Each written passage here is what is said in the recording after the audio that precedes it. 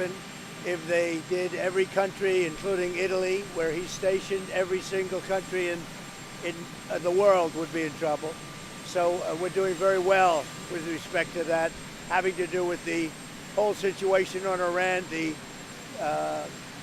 blockade is amazing. It's holding up very strong, very powerfully, and I think we're making a lot of progress in that. But the Pope has to understand Iran, very simple. Iran cannot have a nuclear weapon. The world would be in great danger. Would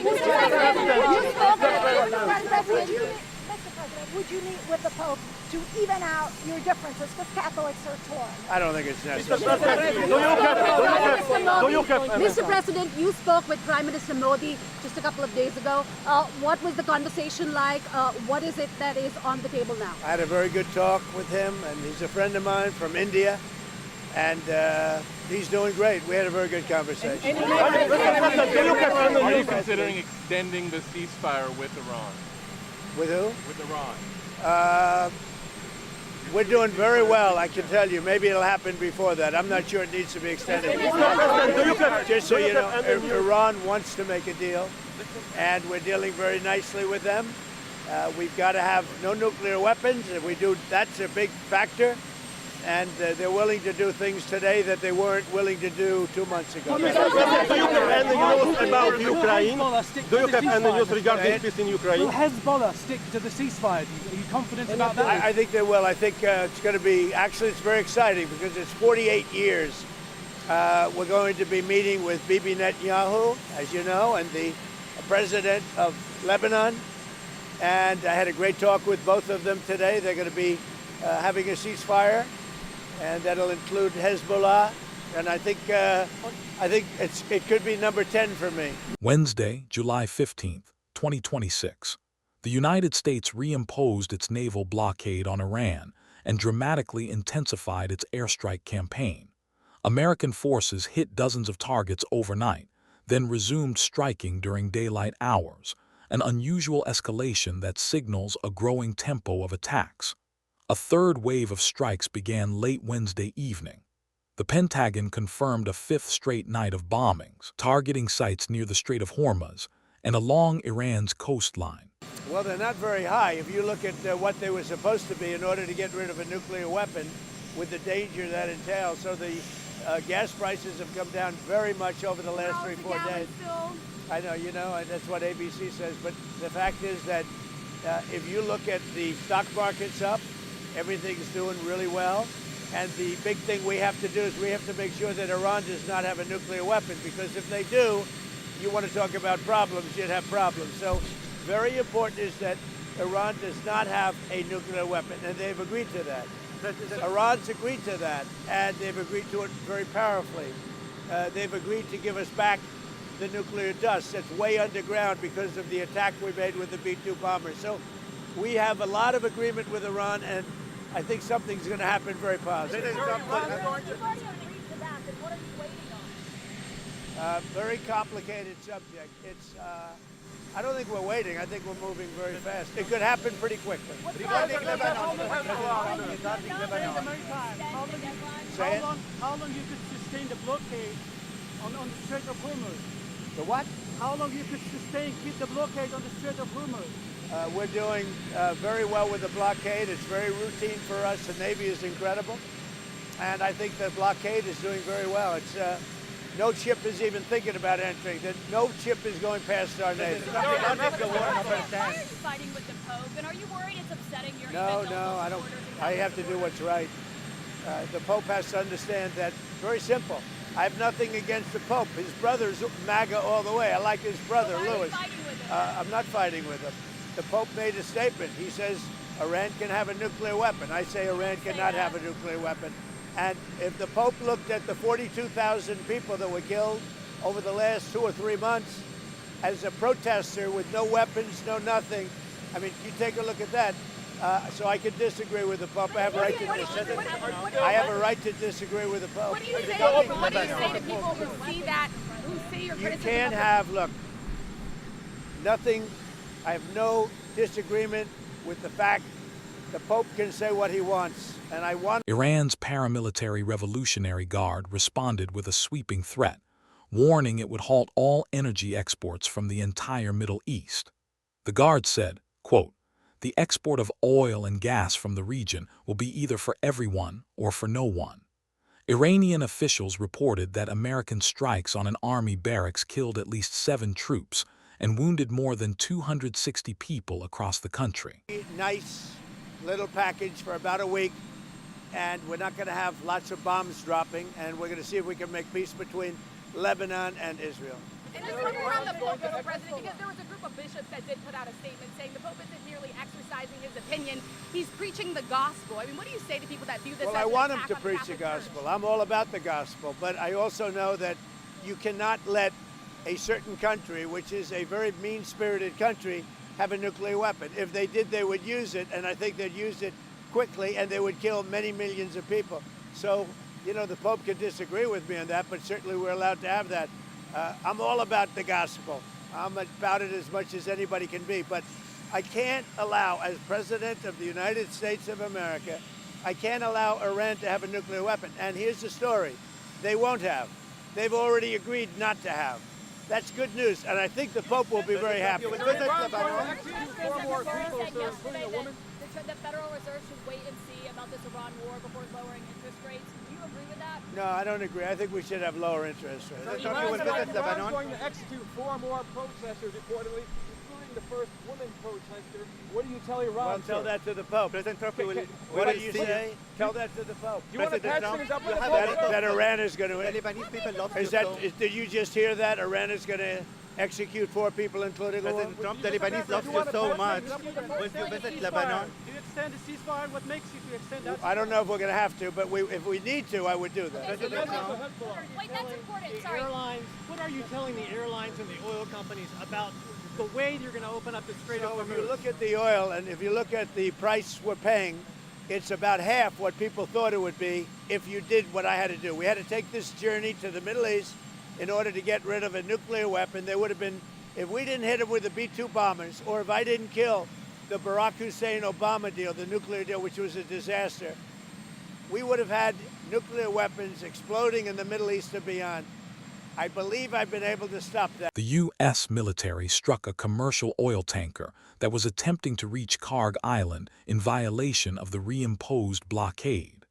Central Command said it struck and disabled the unladen vessel transiting international waters toward Iran's main oil export terminal. The price of Brent crude oil traded above $85 a barrel on Wednesday, more than 15% higher than pre-war levels, but still below the nearly $120 peak reached earlier in the conflict. President Trump spoke at the United States Army War College in Carlisle, Pennsylvania, during the Pennsylvania Defense and Innovation Summit. Trump previewed his upcoming primetime address to the nation on Thursday night, again promising, quote, "really big news, focused on free and fair elections." The White House confirmed the speech will include information about what it describes as vulnerabilities in U.S. voting machines.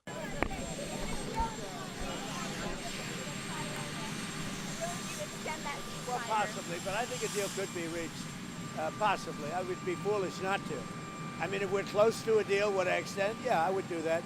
But we're close to a deal. We're getting along very well with the new Iranian leaders. It really is its regime change. These are people that are a lot different than we were dealing with at the beginning. As you know, they're no longer around. They're no longer with us. But we have a very good relationship, and I think there's a very good chance that we're going to make a deal. Also, Israel and Lebanon, I think there's a good chance that they'll make a good deal. So, When are they coming here in reaction to Russia's overnight attack on Kiev, they killed 20 more Ukrainians. I think it's terrible. Mr. President, are you going to send any cabinet member to China before your visit? Well, I have a great relationship, as you know, with President Xi, and I look forward to being there. We have a very special relationship. So I look forward to being in China. How's the preparation going? Mr. President, thank you. Mr. President, you impose sanctions on Rwanda because they keep violating the Washington Accord. Yeah, I do. But President Kagame just said he don't care about sanctions, and he said he will not withdraw from Congo. His troops will continue in Congo. What is your reaction to We're that? going to look into it very strongly, but they do have very big sanctions. Mr. President, there was a G20 meeting in Washington today. Why did you invite Poland instead of South Africa? Well, Poland's a great country. We like it a lot. We're friends with Poland. The president is doing a great job, so we invited him. President, would you agree to covering the President, I saw your Truth Social post about Bruce Blakeman in New York. He's being denied up to $7 million of public campaign funds in New York by partisan Democrats. Have you seen that, and what's your reaction to it? I can just tell you this. Bruce Blakeman is running for governor. He will be a great governor if he wins. I don't know that he wins or not because it's New York, and you know, people cheat on elections and a lot of other things. But Bruce Blakeman is a great, great gentleman. As you know, he comes from Nassau County, which is a Democrat area, and he wins by a landslide all the time. And if Bruce Blakeman gets in, your taxes are going to go way down, and a lot of good things are going to happen, including cleanliness and all of the things that you want to see. Senate Democrats blocked the $1.15 trillion Pentagon policy bill, citing concerns over the ongoing Iran war. The vote marks growing bipartisan tension over war powers and the scope of the military campaign. Meanwhile, the confirmation hearing for acting Attorney General Todd Blanche moved forward, with Republican Senator Tom Tillis saying he leans yes on advancing the nomination. So I might go. They want me to Mr. go. President, the First Lady last week called on Congress to further look into and uncover the truth on the Epstein files, the Epstein saga. Do you believe that there should be a public hearing for more of these Epstein survivors? Well, I'm okay with it. I think we've had a lot of public hearings. I'm okay with it, but I understand that the women didn't want to go under oath. That's what I heard, that the women, the victims or whatever, they refused to go under oath, which was a little surprising. Now, Melania felt strongly about it because she was accused of that I met her through Epstein, but it turned out to be totally false. It was a falsehood. Mr. President, Does these ceasefire also include Iraq and region? Are we talking about the one with Lebanon? Lebanon, Iraq, Yeah, and well, the whole thing.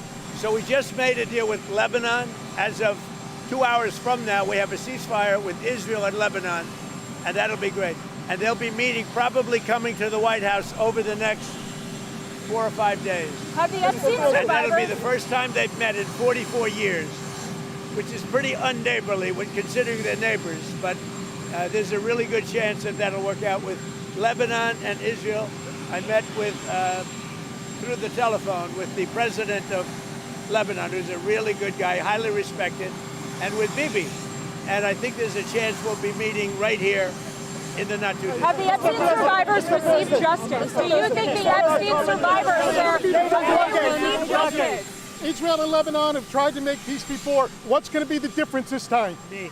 I'm the big difference. Me. Australia has announced, Mr. President, about taxes. States like Virginia, North Carolina, and New York, Democratic states, are looking at raising taxes. Is that going to take away from the tax cuts? What's happened? No, because, you know, no tax on tips. I'm going over no tax on tips today. That's why I'm going to Nevada. I'm going to Arizona. But this is sort of a no tax on tips. What's happening is people are finding out that in their tax returns, they're getting a big refund, much bigger than they thought. So it's no tax on tips, no tax on Social Security, no tax on overtime. I think it's, wait. The Wisconsin Elections Commission has made 2 criminal referrals to the Brown County District Attorney against Elon Musk for his $1 million voter lottery scheme. The referrals come amid a broader crackdown on election-related activities. In other news, a court confirmed that Jean Carroll has received her $5 million defamation payment from Trump, plus interest, per court documents filed Wednesday. That is your Trump brief for Wednesday, July 15th. 3 waves of strikes in 24 hours. Iran threatens to shut down all Middle East oil, and a tanker is hit trying to break the blockade. Subscribe to the Trump Brief, USA, for the latest every day. See you tomorrow.